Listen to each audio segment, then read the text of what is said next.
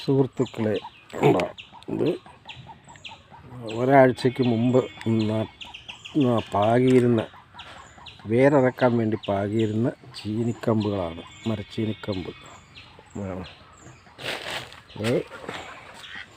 ഇനി ഇത് കവറിൽ നട്ട് നോക്കാനാണ്.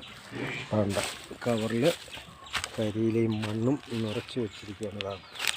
ഇതെല്ലാം കരിയിലയും മണ്ണും കൂടെ നിറച്ച് വെച്ചിരിക്കുകയാണ്.